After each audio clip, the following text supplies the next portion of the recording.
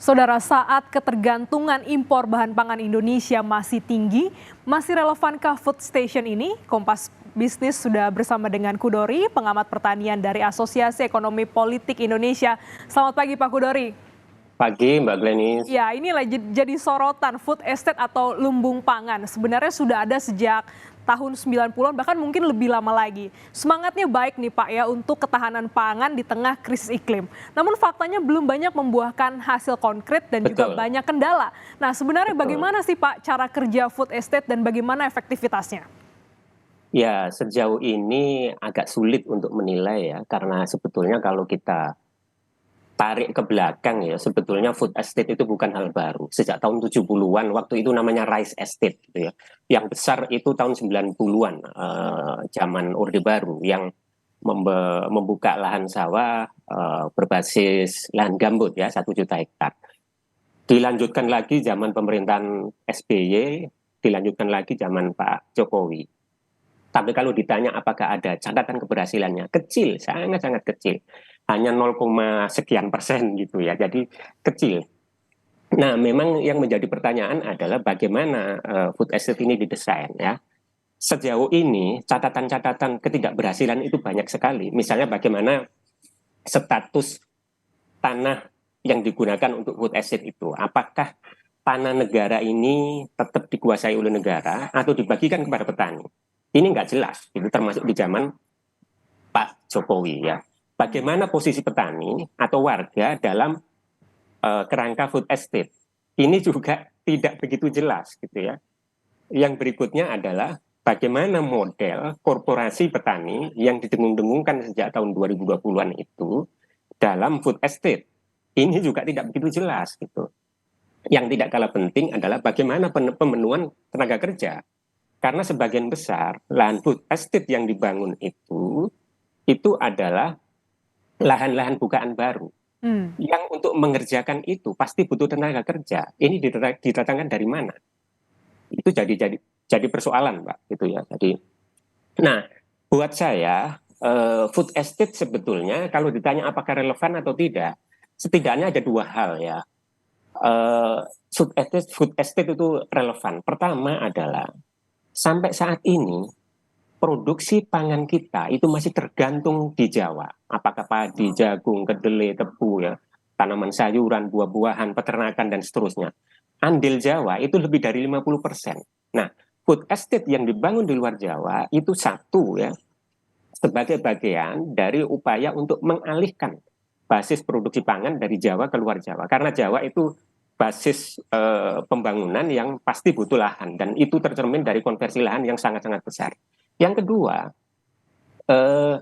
lahan pangan kita itu nggak besar.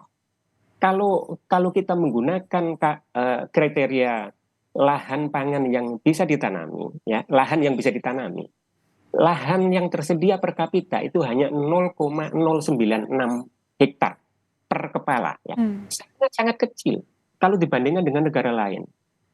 Di ASEAN saja kita kalah dengan Malaysia, dengan Vietnam, dengan Thailand. Mereka itu bisa 6-7 kali lebih luas dari kita. Apalagi kalau kita bandingkan dengan Amerika Serikat, dengan Cina, dengan Australia, sangat jauh. Nah, food estate ini adalah bagian dari upaya untuk menambah lahan pangan yang bisa ditanami. Oke. Ini penting sebagai bagian dari yang berkali-kali disampaikan Pak Jokowi, antisipasi terhadap krisis pangan. Karena apa? Kalau kita merujuk dari krisis pangan yang ada ya, tahun 2007, 2008, 2011, ketika COVID terjadi, ketika invasi Rusia ke Ukraine ya, itu kan negara-negara eksportir pangan, itu kan egois kan, gitu. Egois dalam bentuk mereka membatasi ekspor, bahkan menutup ekspor. Jadi, kalau kita menggantungkan pangan kepada pasar dunia, itu tidak relevan gitu. Ketika negara-negara itu menghadapi krisis, menghadapi resesi, menghadapi pandemi, tidak bisa kita mengandalkan kepada pasar pangan dunia dan itu tercermin dari sekian kali krisis gitu.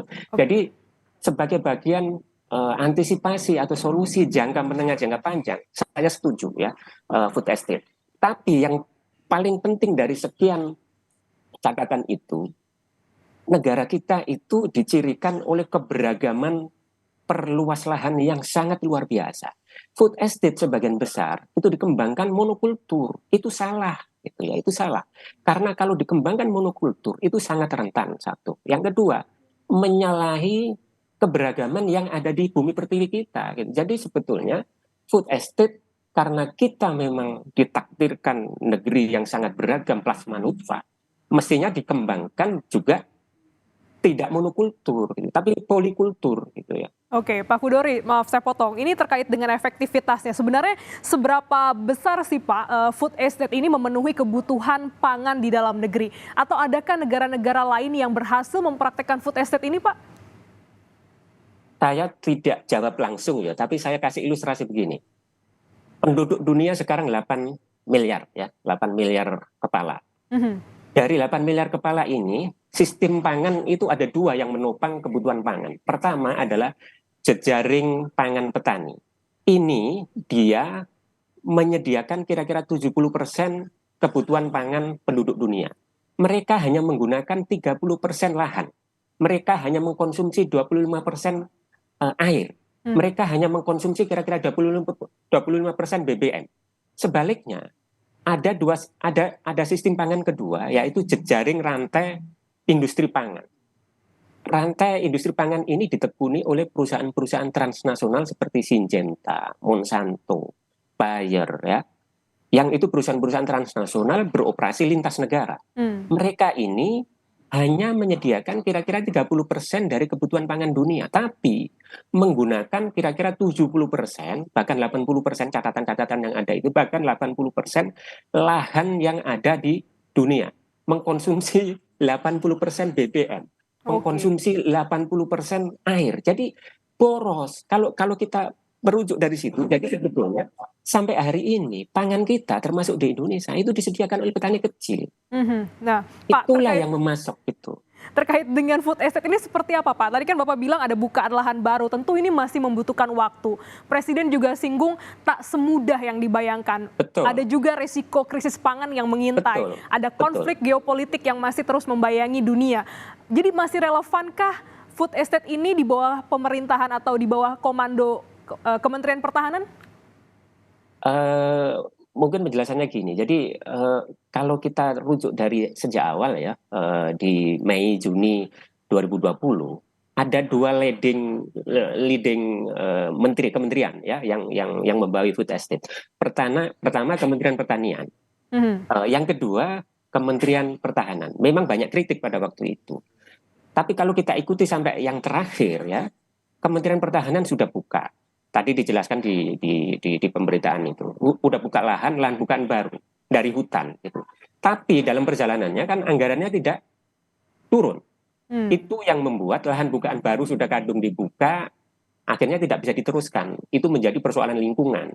Mungkin itu kritik Pak Sekjen ya, Pak Sekjen PDIP. Nah yang kedua, yang dikerjakan oleh Kementerian Pertanian. Kementerian Pertanian setahu saya itu mengerjakan yang di Kalimantan Tengah, bekas lahan gambut 1 juta hektar. Ini relatif sudah jadi karena dibuka tahun 90-an ya gitu.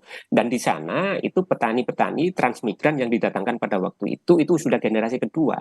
Mereka sudah relatif bisa beradaptasi, mereka sudah relatif bisa menyesuaikan dengan kondisi lingkungan, kondisi ekologi, kondisi iklim dan cuaca gitu. Dan mereka sudah punya kearifan lokal yang relatif bisa beradaptasi dengan kondisi lingkungan, berbeda dengan lahan-lahan bukaan baru seperti di Hubang Hasundutan ya, yang di Sumatera ya, yang itu relatif gagal. Jadi mungkin ilustrasinya gini, kira-kira butuh waktu berapa tahun ya? Mungkin ilustrasinya gini, untuk membangun ekosistem sawah yang stabil itu butuh waktu 3-4 tahun. Jadi untuk membangun lahan food estate, apalagi lahan bukaan baru, pasti butuh waktu. Pasti butuh teknologi yang berbeda, pasti butuh pendampingan yang intens. Apalagi kita tahu lahan-lahan bukaan baru itu kan lahan-lahan kelas 2, kelas 3, bahkan kelas 4 yang tingkat kesuburannya sangat jauh kalau dibandingkan dengan yang di Jawa. Lantas Pak Kudori, apa nih solusi lain untuk mencapai ketahanan pangan selain lewat food estate? Padahal kita juga masih sangat bergantung dengan impor bahan pangan khususnya.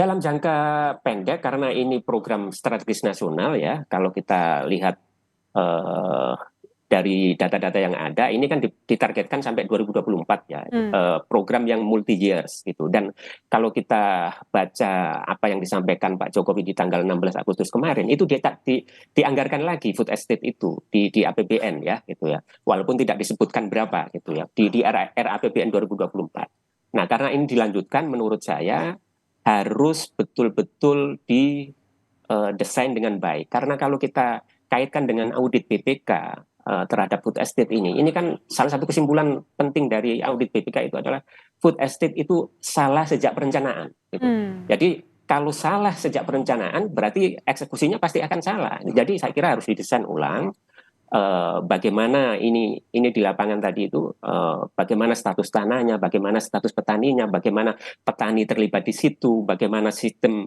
apa model korporasinya dan seterusnya ya, yang itu harus dikelirkan sejak awal karena baik. kalau kita mengacu dari yang sudah-sudah itu konflik kepemilikan lahan, konflik agraria itu masih selalu terjadi. Nah, yang tidak kalah penting saya kira karena sampai hari ini pangan kita itu disuplai oleh petani kecil. Ini justru yang harus dioptimalkan gitu. Baik. Termasuk memberdayakan, mengoptimalkan lahan-lahan sawah yang Mhm. sebetulnya sudah ada, yang itu kalau kita push dengan teknologi yang bagus gitu ya, potensi untuk menaikkan produksi masih sangat ada, 25 sampai 30% masih sangat ada gitu. Baik. Selain food estate ini diproyeksikan sebagai solusi jangka menengah jangka panjang gitu. Jangan seperti orang jual apa pisang goreng gitu ya, jadi goreng langsung bisa menghasilkan, nggak begitu. Food estate pasti Oke. butuh waktu. Baik, tentu ini jadi PR juga ya di kepemimpinan Pak Jokowi tinggal beberapa bulan lagi untuk mampukah meredesain dari food estate ini atau juga mencari solusi lain bagaimana mengatasi ketahanan pangan untuk masa yang berikutnya. Terima kasih Pak Hudori, pengamat pertanian dari Terima kasih. Asosiasi Ekonomi dan Politik Indonesia telah bergabung dalam Kompas Bisnis.